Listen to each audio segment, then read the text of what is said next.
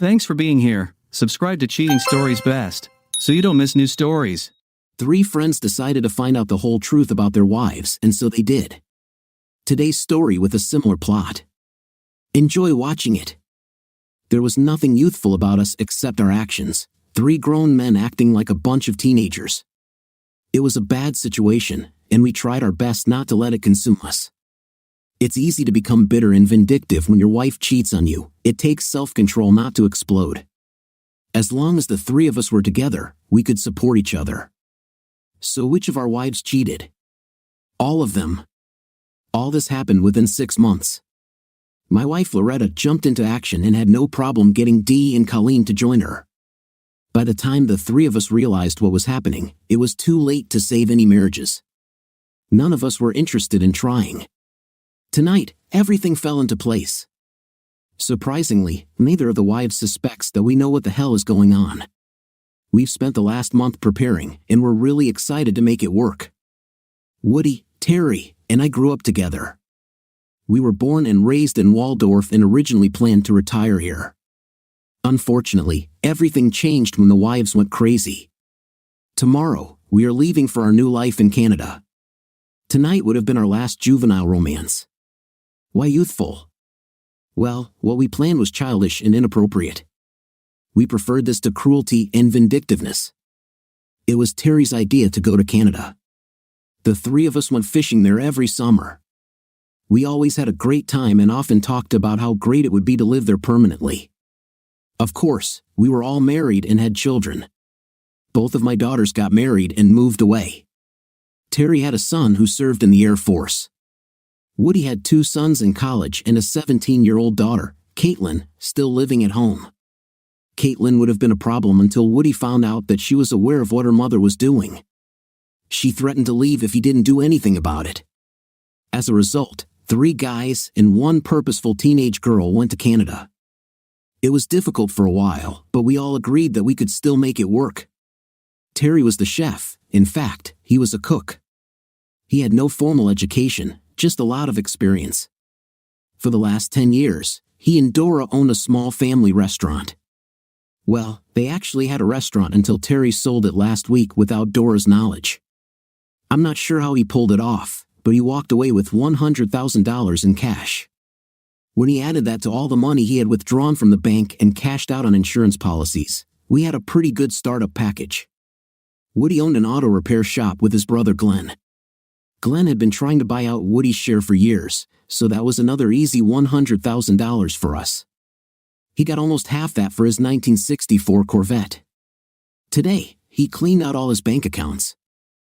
I was the only one in the whole group who went to college. I didn't have a business like the other guys, but I had over $250,000 in investments. I was earning a good salary as an electrical engineer and investing wisely. Even in a bad market, I was able to stand my ground. It took a couple of weeks to clean up, but it was all done now. So in total, we had about $1 million. Our initial goal was to purchase a fishing lodge, but at some point, we relented and settled on one where our guests could arrive by car. It ended up costing us almost $500,000, but we were happy. We had enough cash left over to get started and support ourselves for at least 4 years. If we made money, everything would be even better. We all packed our things and were ready. Tomorrow morning, a caravan of 3 cars sets off for a new life in the northern woods. Wow, that sounded about as exciting as Little House on the Prairie. Loretta worked in the claims department of one of the major insurance companies in the area. Somehow, she became close with her boss, Raymond. To meet Raymond in the evenings, she persuaded Dora and Colleen to fill in for her. The girls would go out for dinner and drinks together or to some house party so that Loretta would have the opportunity to meet Raymond at his house. This went on for a couple of months, and then Raymond set up a date with Colleen. The girls didn't want to leave Dora unattended, so a couple of weeks later, she also got a permanent chaperone. So as it stands, every Wednesday night the girls hang out while the guys play poker. The 3 ladies and their lovers spent time at Raymond's country house. We never found out if any exchange took place, but it didn't seem to matter. Woody chose the Holiday Inn as his meeting place. We waited at home until the wives went for an evening walk. For some reason, each of them arrived in their own car. I think this was in case one of them wanted to leave early or stay late. Caitlin wasn't happy about having to wait for us at the motel, but we couldn't risk taking her with us. We weren't planning anything particularly complicated, but we could still run into problems. Woody and Terry were planning to go straight back to the Holiday Inn, so they went together. I wanted to see Loretta one last time before leaving, so I took my car. There were 6 cars parked in front of the upright house. It seemed like everyone was driving on their own. About half an hour after we got there, the light in one of the bedrooms came on and then went out again. Soon after, the same thing happened in the other 2 bedrooms. We each had a set of side-cutting pliers. It took less than 2 minutes to cut all the valve stems on each car. I had surveyed the house a week earlier, so I knew exactly where the electrical service box was. The individual switches were inside, but the main panel was outside just above the meter. While I was climbing into the house, Terry and Woody were preparing smoke bombs. Terry built 10 smoke bombs using PVC pipe. I don't know what was in them except saltpeter and sugar. Terry tested them, and they burned for 20 to 30 minutes. They were big dupes. Woody walked around the back of the house, and Terry walked around the front. When I saw the first wisp of white smoke, I pressed the main power switch. Using my tools, I opened the box and pulled out the main switch. By the time I got to the car, all 10 smoke bombs were working at full power. Most of them were white, but a few were orange and red. When we left, the house was completely enveloped in smoke. On the way home, I used my phone to call 2 local television stations. At least an hour had passed when I heard a car door slam in front of the house. Loretta looked shocked when she walked into the house. I sat in front of the turned-off TV with a beer. It wasn't cold because I had been holding it in my hand for the last half hour. "How was your evening, dear?" she asked, putting down her purse and kicking off her shoes. "I had to take a taxi home." "The car has a flat tire," she replied. "Why didn't you call me?" There was no answer. "Do you want me to go pick up your car?" "No, I'll take care of it in the morning. I'm tired. I need to take a shower and I want to go to bed." "Loretta, where are your earrings?" "You wore diamond earrings when you left the house." Her hand rose to her ear and her mouth opened slightly. I expected her to say that they were in her purse, but she didn't say anything. "Let me guess, you took them off so as not to lose them in bed. You left your purse in the living room, so you had to put your earrings on the nightstand. When the lights went out, you forgot your earrings in your rush to get out of the house." She looked at me questioningly. "How did you know that the lights went out?" "I picked up the main switch that I had taken out of the box." "Oh God, no!" "You were there." "Please, John, don't tell me you were there." I smiled and got up from the chair. I was not alone. Terry and Woody were with me. "We'll leave in the morning." We bought a shrimp boat in Bayou La Battery, Alabama. "I hope you and Raymond will be very happy." "John, wait, don't go." "John, can we talk?" I slammed the door behind me and walked to the car. I passed the upright house on the way to the motel. There were a couple of black and whites and 4 tow trucks trying to get the cars out of there. I parked down the street and walked straight into the garage. Nobody tried to stop me. The house was dark and empty. I used a mini flashlight to check the bedrooms. In the second, I found a pair of diamond earrings along with both of Loretta's engagement rings. I found it interesting that she actually removed her rings before committing adultery. 10 minutes later, I was at the Holiday Inn. Loretta called the other wives, and they desperately tried to work things out. According to Terry, Dora cried so hysterically that he could not understand a word she was saying. He turned off his phone. Colleen, on the other hand, wasn't as emotional. All she did was demand that Woody come home immediately and explain himself. He also turned off his phone. We booked one room with 2 double beds. Caitlin wasn't thrilled about sleeping in a room with 3 guys, but it was added at the last minute, so she had to endure it. We slept in our clothes and hit the road at 5 in the morning. The next day, we had a room booked for the next night at Plattsburgh. Woody promised Caitlin that she would have her own room. We had been on the road for about 5 hours when my cell phone rang. I forgot to turn it off. Caller ID showed it was my eldest daughter, Sarah. Dad, this is Sarah. What's going on between you and Mom? Is she there? Yes, and she is desperate. She said you won't let her explain anything. Did she explain this to you? No, she simply said that you are being unreasonable and unfair. That's all I can get out of her. Sarah, do me a favor, see if your mother is wearing her wedding rings. There was a short pause. No, what does it mean? Ask her where her wedding rings are. I heard a few muffled sounds, and then Sarah returned. Dad, what the hell is going on? I asked about her rings and she burst into tears and ran out of the house. She drove away, but I didn't recognize the car she was driving. When your mother is ready to tell you what happened, I will talk to you. Until then, I really have nothing more to say. I'll stop by her house later today. I turned off my phone. I didn't need to call anyone anymore. At noon today, each of the wives will be served with divorce papers. Raymond Upright will receive divorce papers, as will Carl Wilcox and Dennis Roswell. Our mutual lawyer, Seymour Schlump, promised to keep us updated if he had a chance to contact us. Seymour went to school with us and was proud to be part of our revenge efforts. In fact, this is not revenge, but simply a way to get away from the problem.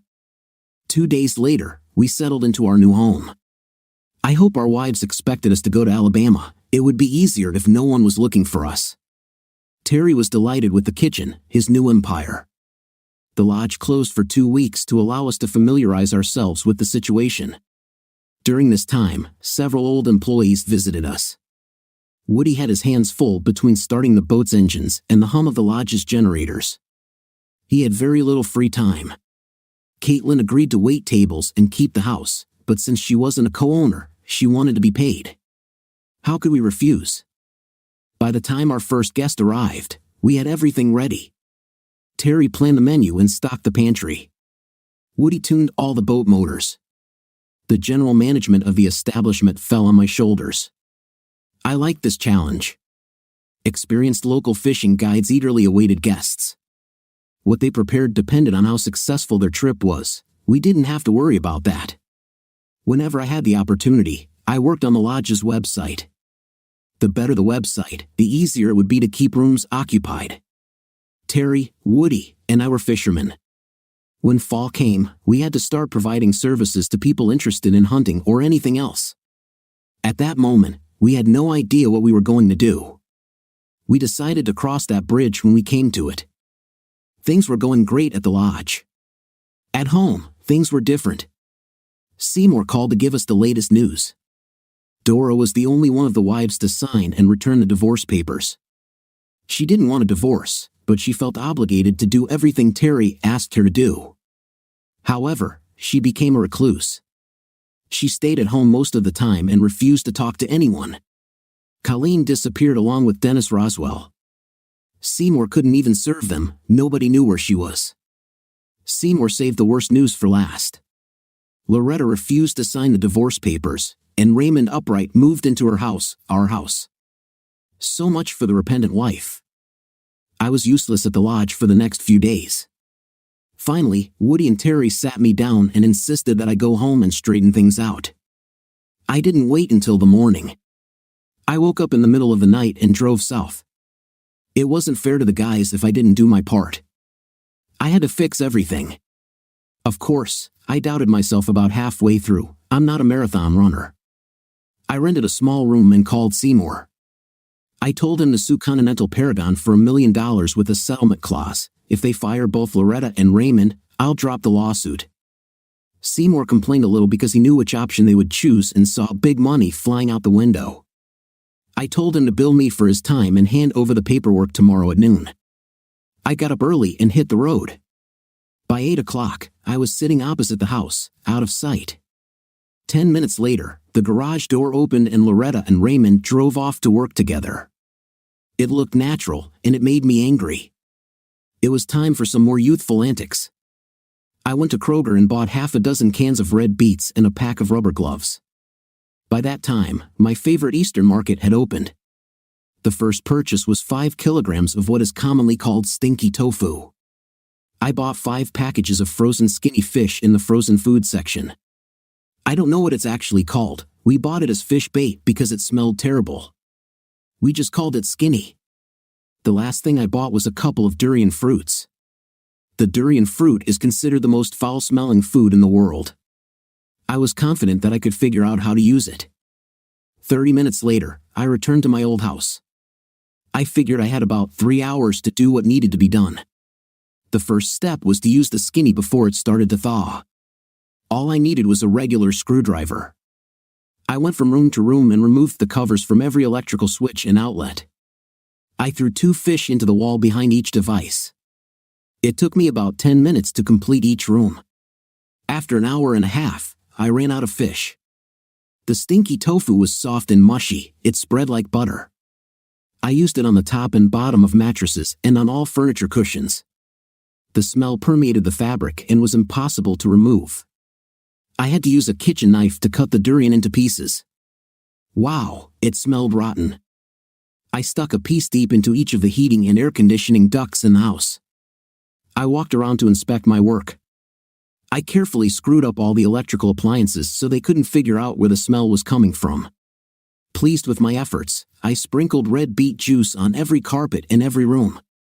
No stain remover can remove it. I was done in the house. Before leaving, I went into the garage and opened the breaker panel. I removed each switch and then the main one. I pulled out the panel and used my trusty screwdriver to unscrew each connection.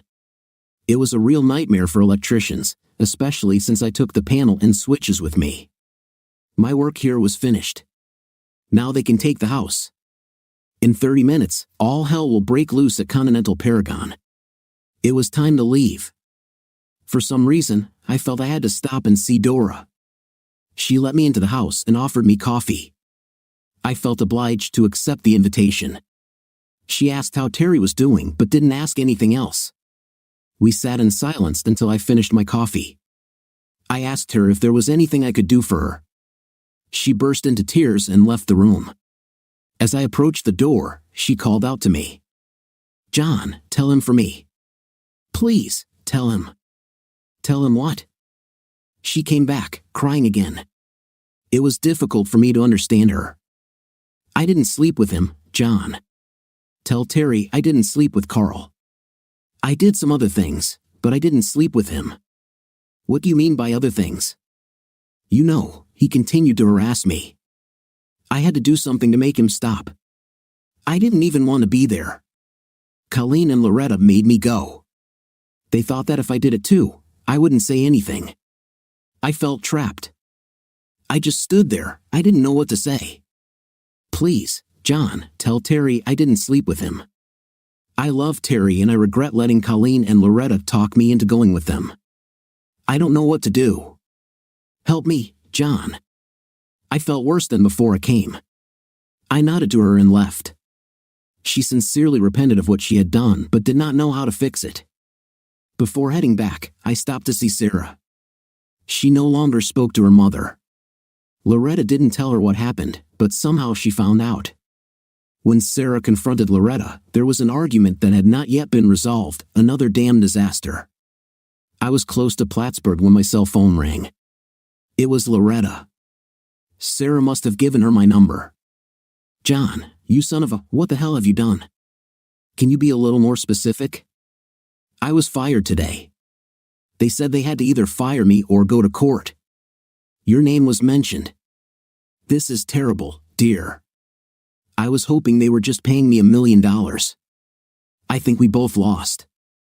It was hard not to laugh. That's not all. When I returned home, I found the house destroyed. There was no electricity and the smell was simply disgusting. "What have you done to my house?" "This is not your house, Loretta. You refused to sign the divorce papers. This is our house.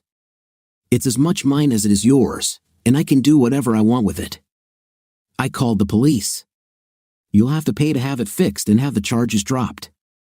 Why don't you just ask Raymond to fix it? He seems to handle things better than me.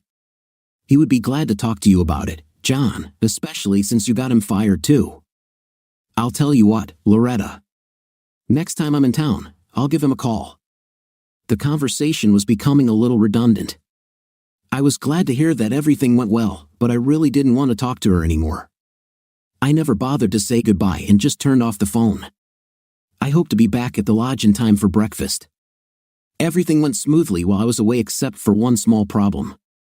"Caitlin, where the hell is your father?" "Hello, John. Welcome back.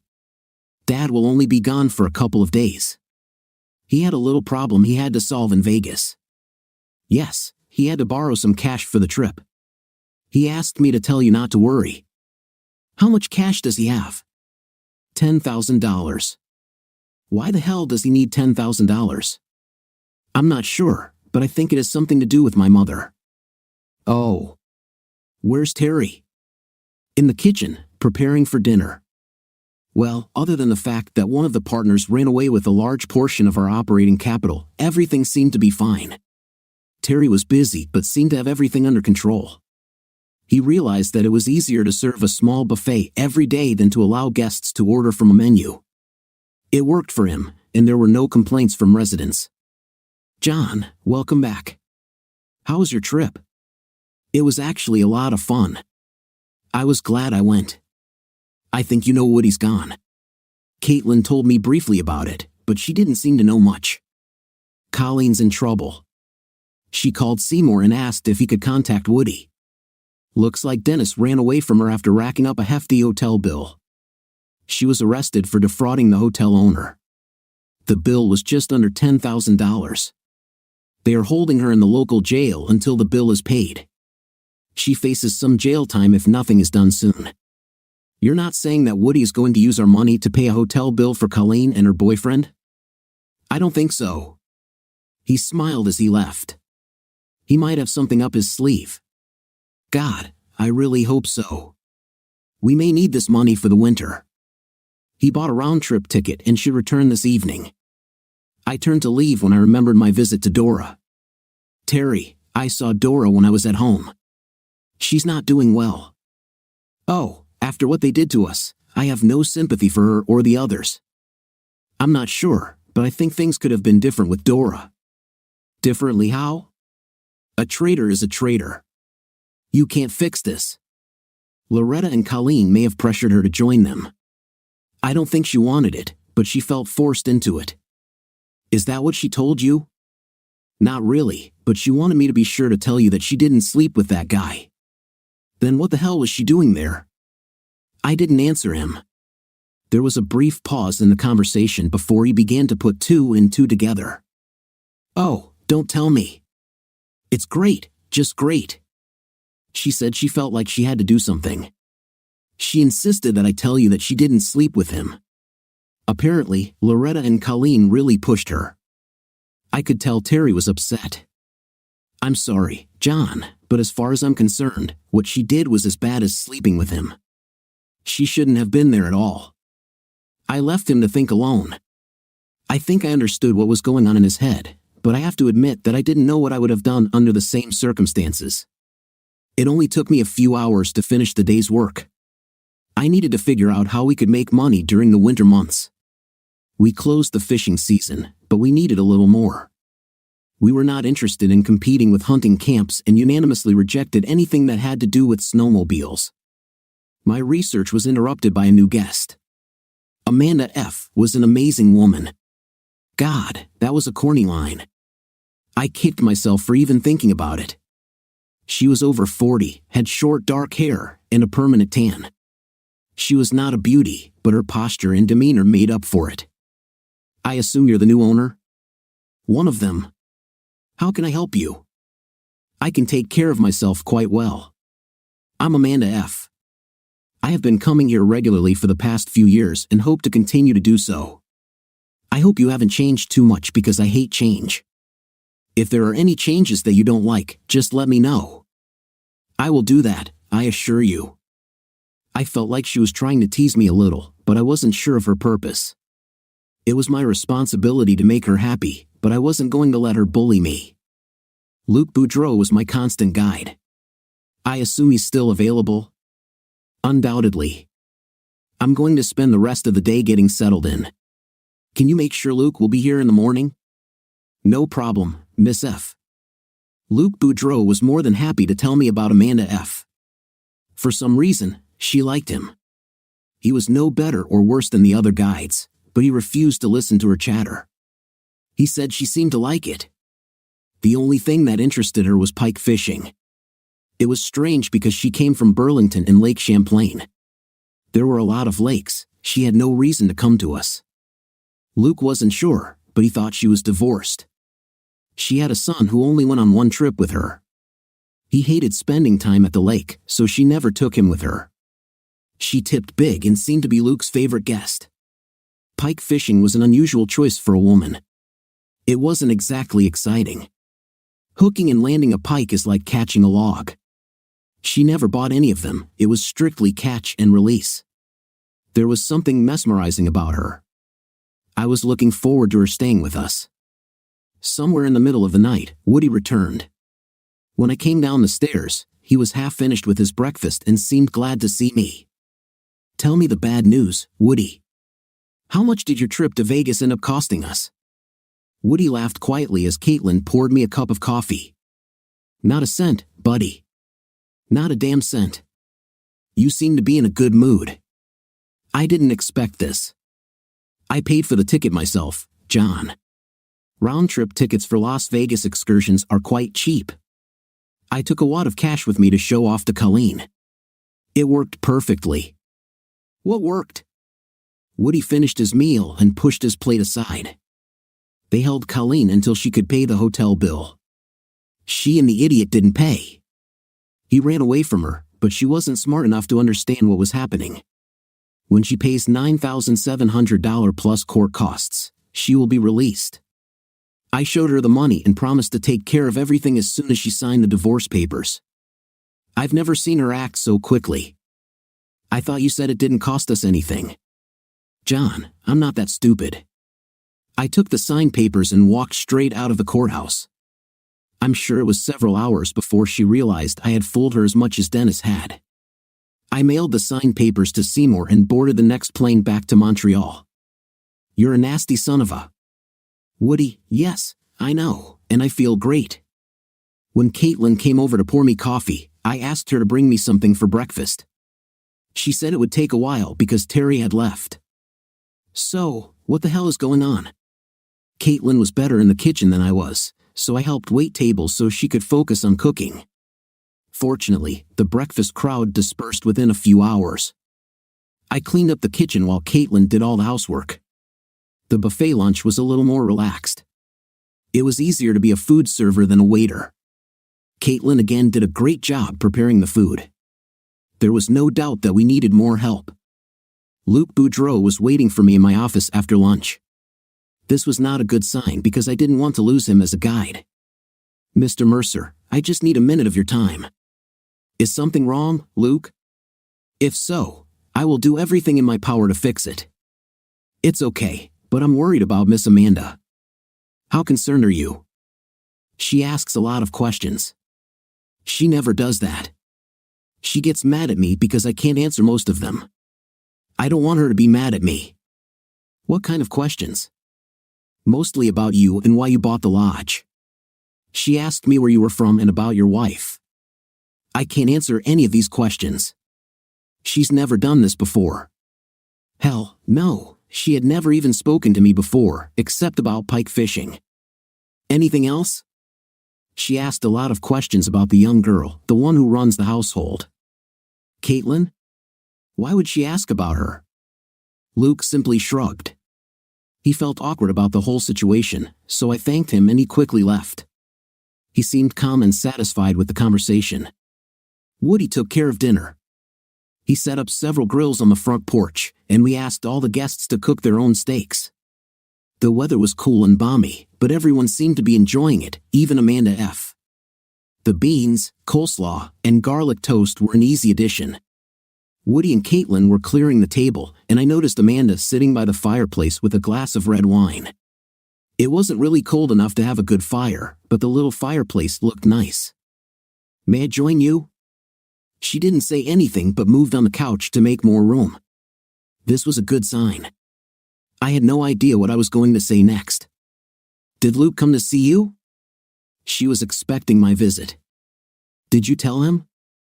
Actually, no, but I did recharge the pump a little, so to speak. Did you lure him? Somewhat. It became obvious that Luke knew no more about you and your staff than I did. I wouldn't feel comfortable approaching you directly, so I hoped that he might interest you enough to come to me. Are you a very insidious woman? Is there a purpose to your madness? She finished her wine and laughed a little. I held out my hand for the empty glass, which she readily handed over to me. A few moments later, I returned with a bottle and 2 glasses.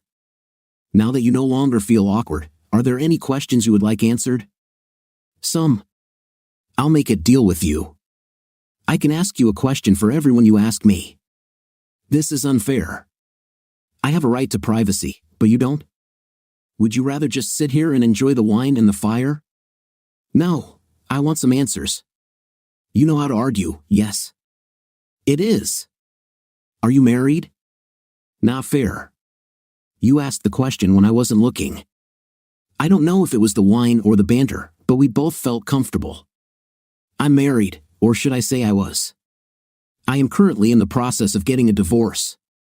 She nodded when I answered and took a sip of wine. My turn. Are you divorced? You asked this question the other way around. Yes, I know. I'm an optimist. I've been divorced for 9 years, and I have an 18-year-old son. I have 2 daughters. They got married and moved away. I did not ask. I foresaw it. It was a strange conversation, and it went on for over an hour.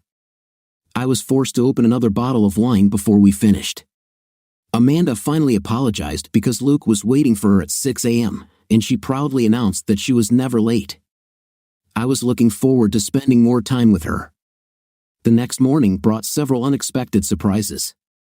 Woody and I went down to breakfast together and were surprised that our new waitress was none other than Dora. Woody and I smiled at each other and wished her good morning. Neither of us made any witty remarks and tried our best to act as if nothing unusual was happening. At some point, I caught Dora looking at me and she silently said, "Thank you." I simply nodded. Later that morning, Seymour called. Loretta agreed to sign the divorce papers with one condition. She wanted to be free of all responsibilities associated with the house and for me to become the sole owner. The house was trashed, but it still had good bones. I told him to agree. I was 900 kilometers away, but I was sure that I could come up with something. It was nice to see the positive results of a silly, childish prank. What really struck me was that she didn't try to get her hands on any of the assets she had accumulated. She only knew about half of them, but it was strange that she was more than willing to leave without demanding anything. Terry poked his nose into the office and winked at me, but that was it. He was a better person than me, and I was pleased for him. Amanda took the day off from fishing. She was in the main lodge with Caitlin. I checked in with them several times, trying to figure out what was going on. At times, Caitlin seemed a little flustered with the older woman, indicating that they disagreed about something, but she didn't leave. I had a hard time concentrating for the rest of the day. I wanted to talk to Terry to find out what happened and what brought him and Dora together again. I was hoping to chat with Luke for a bit to see if the mysterious Mrs. Freeze had said anything during her morning fishing trip. What was going on between Amanda and Caitlin? I was dying to call Loretta just to let her vent a little and quietly gloat. I was sure Dora wanted to talk to me, but it wasn't obvious. Damn it, I was turning into the busiest person in the world. Suddenly, I found myself laughing at the stupidity of it all. Woody came in with a couple of cold beers and broke the spell. Terry was whining because we used up all the steaks and ruined his menu for the rest of the week. The beer was undoubtedly delicious. Woody and I decided that we wouldn't ask Terry what was going on with Dora. When he's ready, he'll tell us. Not long after Woody left, Luke stopped by just to let me know that Mrs. Freeze was in a great mood that morning. She caught some fish but didn't seem upset about it. As he left, he smiled at me and winked. I wasn't sure what that meant. Amanda Freeze always sat alone during meals. I tried to avoid casual contact with guests, but tonight I decided to visit the mysterious woman. In fact, she wasn't that mysterious anymore, just interesting. May I join you? Certainly. I haven't ordered yet. You didn't go out anywhere this afternoon? No, I wanted to talk to Caitlin. I should have asked her father for permission first, but I hoped it would go smoothly. How did you do? Not too good, I'm afraid. I couldn't explain everything as well as I should have. I just hope I didn't ruin it too much. Dora interrupted the conversation to take our dinner order. We chose one of 3 entrees, and the rest was prepared in advance. Terry knew how to simplify things. What exactly were you trying to do? I told you last night that I have a son. You mentioned this but did not elaborate. Jason is very smart, looks good, and is physically healthy, but he has one problem.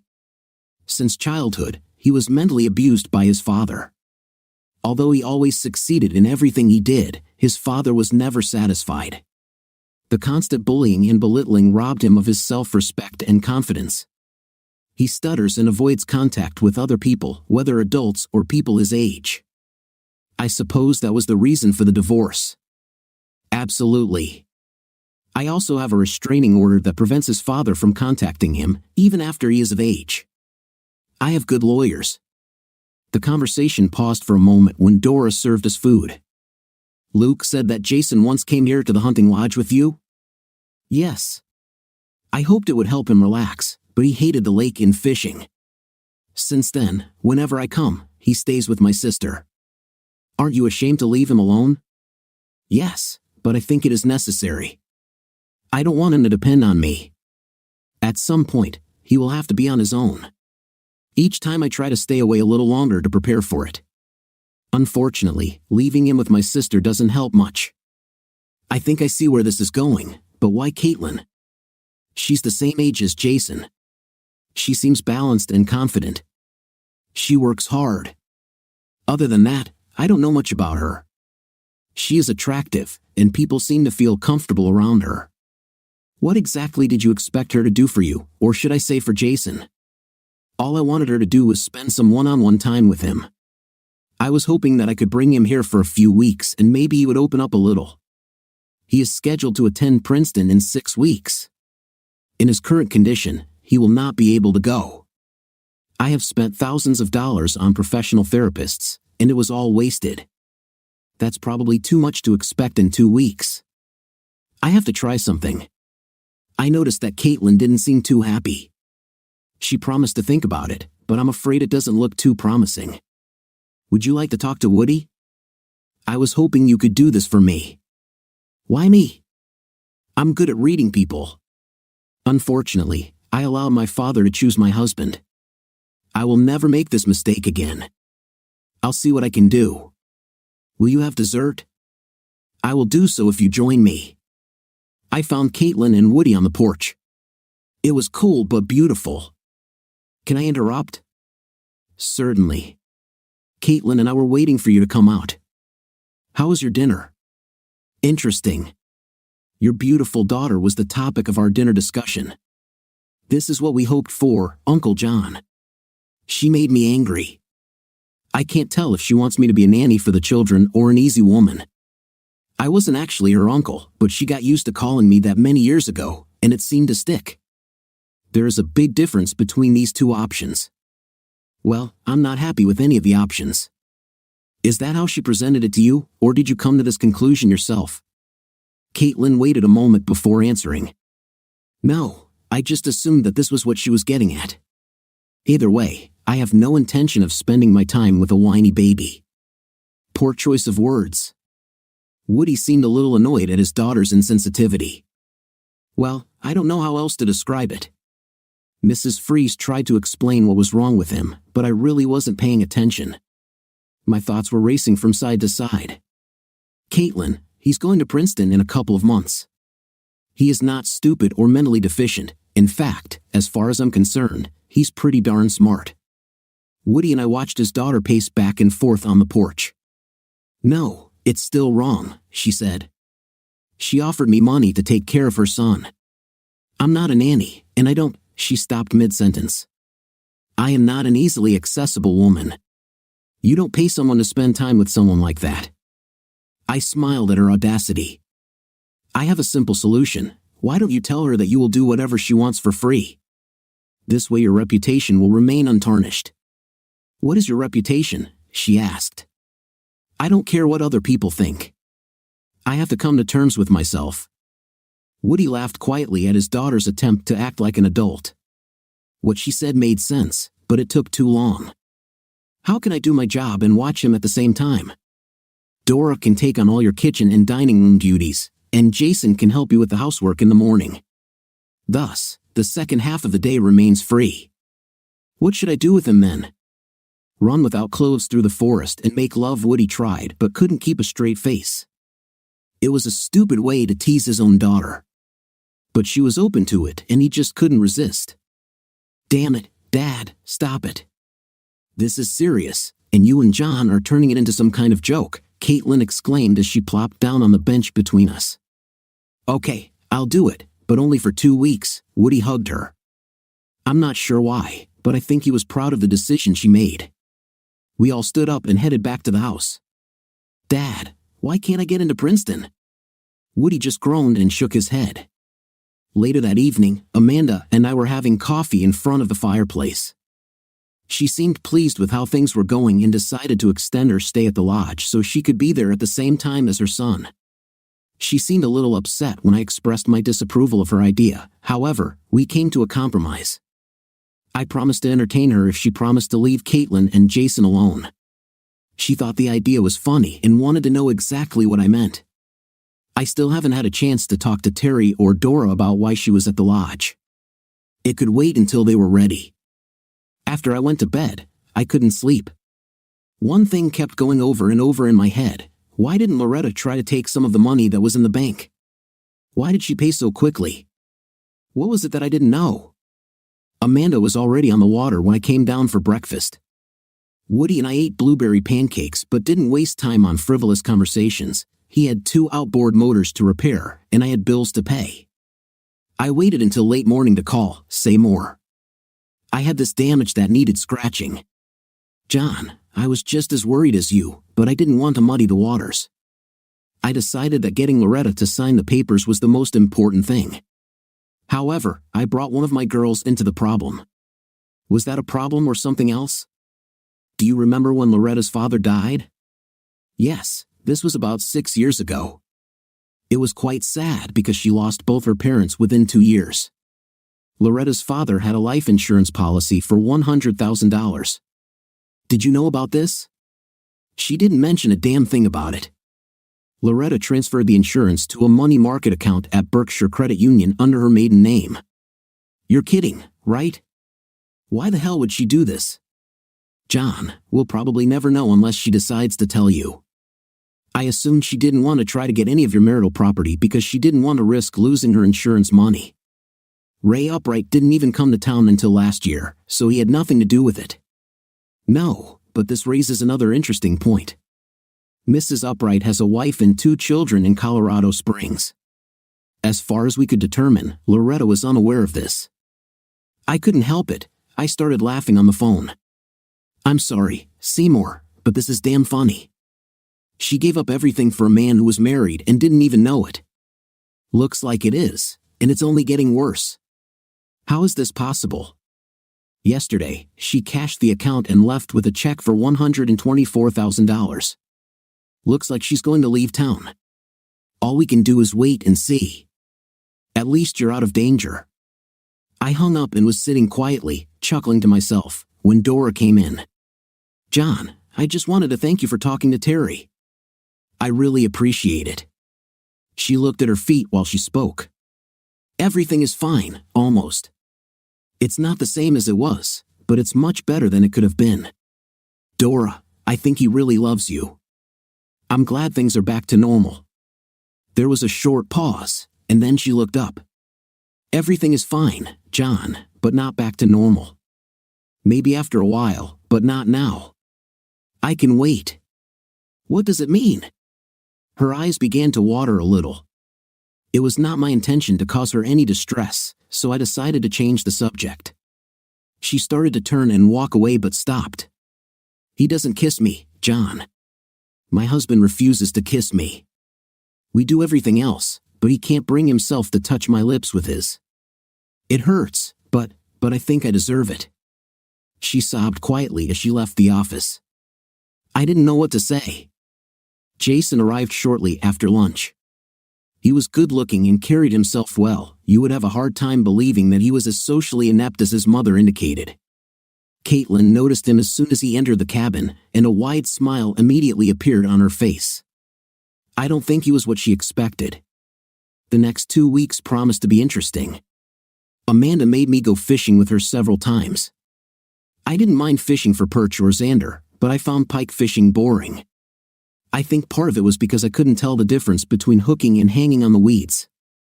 Luke found it all funny, although he did his best to control himself. Eventually, she stopped forcing me to go out to the lake with her if I agreed to go for nature walks during the day. Terry, Woody, and I were happy with how things were going. The three of us often got together to discuss business. Terry never talked about his relationship with Dora, and Woody and I tactfully did not raise this topic. Of course, we all watched Caitlin and Jason. At first, everything went slowly, but on the second day, it picked up speed. Woody and I finally cornered her and forced her to tell us what was going on. I don't think the problem is as serious as Mrs. Freeze makes it out to be. Why is he so? Caitlin paused, searching for the right words. He's just very shy, and it's mainly because of his stutter. He can't speak properly at all, and because of this, he avoids other people, especially girls, at all costs.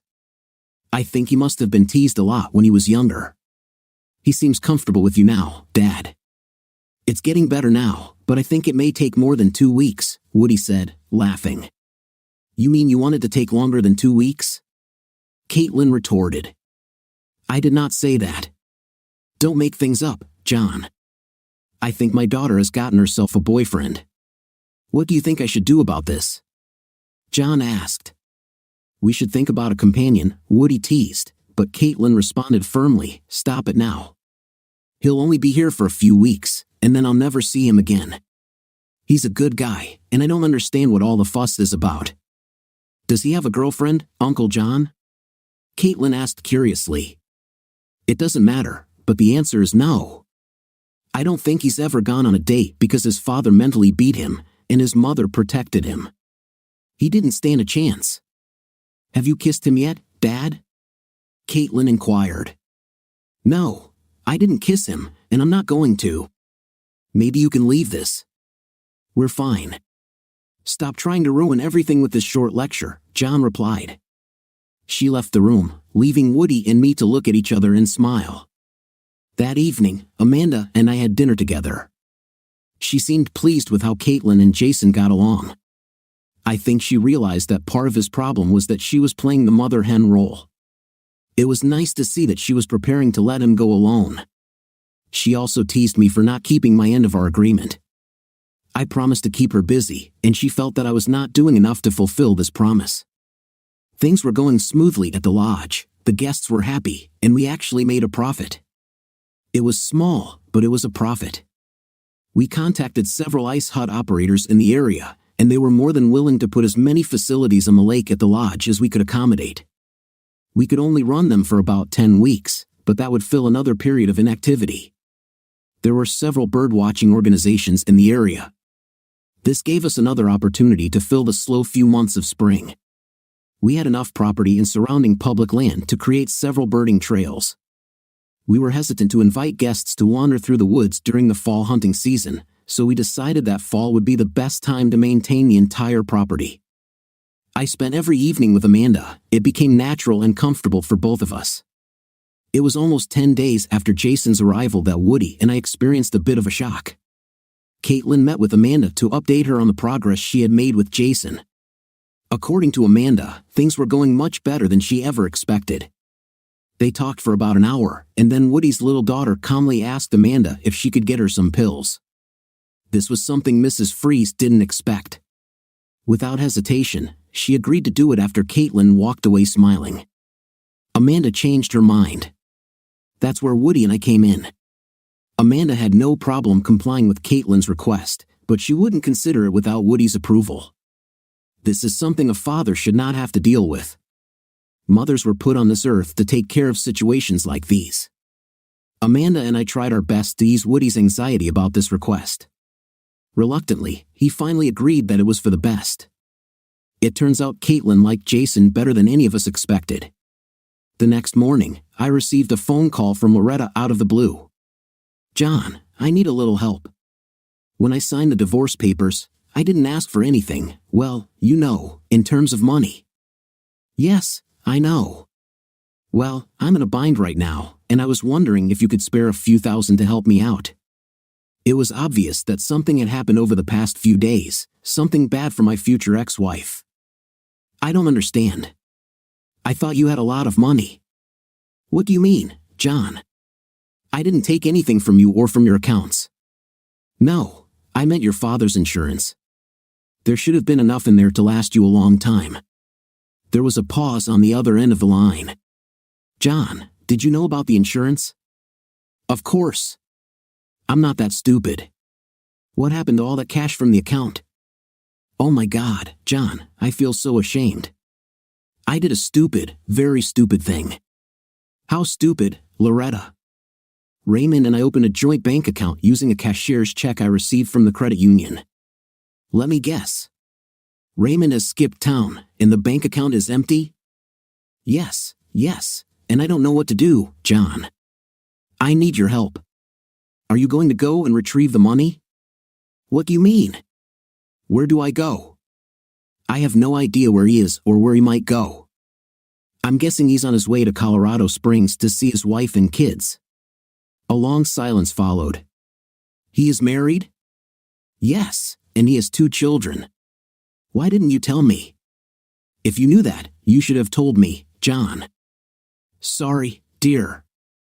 I got the distinct impression that you wanted me out of your life." Now, I could tell she was crying. "It's time to stop the torture, Loretta. Come see Seymour tomorrow. I'll call him and tell him to give you $5,000. This should last for a while, at least until you can get to Colorado and find a lawyer there to help you." "John, yes, thank you." That was the last time I spoke to Loretta. I think a lot of guys would say that I shouldn't have given her anything. That was my first instinct. She screwed up so badly that I just couldn't help but feel a little sorry for her. Jason had been staying at the lodge for over a month. Soon, it would be time for him to leave. Caitlin spent all her time with him and avoided Woody and me. We started joking about this. It was as if she was preparing him for his debut in our group lodge. We were all briefly introduced to each other, but none of us, except Caitlin, spent any time with him at all. At one end of the main hall, there was a small library and reading room. One afternoon, Woody and I noticed that Caitlin and Jason were there with Amanda Free. This was not a random gathering. In fact, it looked like a formal meeting. Caitlin and Jason were both dressed smartly compared to their usual clothes. Amanda noticed Woody and me watching them and gave us a small smile. After about an hour, the children got up and headed towards us. They both had big smiles on their faces. "Now it's your turn, Daddy. Mrs. Freeze wants to talk to you and Uncle John." Woody and I walked in like 2 kids sent off to meet the principal. It turned out that Amanda Free had more money than Woody and I could have ever imagined. We knew she had money, but we never imagined that she was filthy rich. Amanda's father donated a lot of money to his old university, Princeton, so much that Amanda could very well get whatever she wanted from them. The only thing left to do now was to get Elwood F. Perry's approval for his daughter to attend Princeton. In less than 2 weeks, as far as Woody was concerned, it wasn't difficult. Terry later joined the 2 of us on the porch. It was too cold for beer, but we drank it anyway. We were trying to figure out if Caitlin really liked Jason or if she was just pretending to get a free ride to college. We didn't spend too much time on it. Terry still didn't talk about Dora. Woody and I knew that this topic would never, ever be discussed. Later that evening, Amanda joined me in front of the fireplace with popcorn. Popcorn tasted better in the microwave, but popping it in the fireplace was more fun. I liked the burnt, crispy grains better. I'd never thought it appropriate to drink wine with popcorn, but tonight seemed special to me. This was the first night in a long time that I didn't sleep alone. We thought we were keeping a low profile, but we forgot that Caitlin was the one who made the beds in the morning, and unassisted Amanda's bed did not go unnoticed. Amanda and I endured Caitlin's barbs at breakfast. Later that morning, Amanda moved her things into my room. Jason, who was usually very quiet and reserved, winked at me during lunch. I assumed I had his approval. Weatherguard Recovery Enterprises agreed to repair the destroyed house for $114,000 plus 5% of the resale profit. They specialized in repairing buildings damaged by storms and fires. The entire agreement was taken care of online. I never saw the old house again and ended up making a profit of over $60,000. Sarah called to tell me that her mother had managed to get back almost all the money that Raymond had taken from her. Loretta left Colorado for Los Angeles. She planned to stay with her cousin who lived there. Amanda went with Jason and Caitlin to help them get settled into school. They had spent the last 2 weeks at the lodge renting a cabin, so Woody had no problem agreeing to let them share the apartment while they attended school. He realized that if he tried to do anything else, he would simply disappoint himself. Before returning, Amanda stopped at her home in Burlington to pick up clothes and personal items she would need at the lodge. We all welcomed her decision to stay forever, especially Dora, who was dying to be in the company of women. Amanda was going to handle all the advertising and correspondence, 2 tasks I did but never enjoyed. To Luke's dismay, Amanda stopped fishing for pike. Her obsession seemed to have passed. Things slowed down in late fall as we were one of the few places in the area without hunters. This gave us time to catch up and get things in order. Money was not a problem. We had a small Christmas party with a tree and a few gifts. Amanda hung up some mistletoe, and Dora was delighted when her husband kissed her for the first time. After that, everything seemed to return to normal. Poor Woody was the only one spending the holidays alone, but he didn't seem to mind too much. He never heard from Colleen again. Although my divorce was finalized, Amanda and I never discussed marriage. Everything was fine the way it was, and none of us wanted to ruin everything.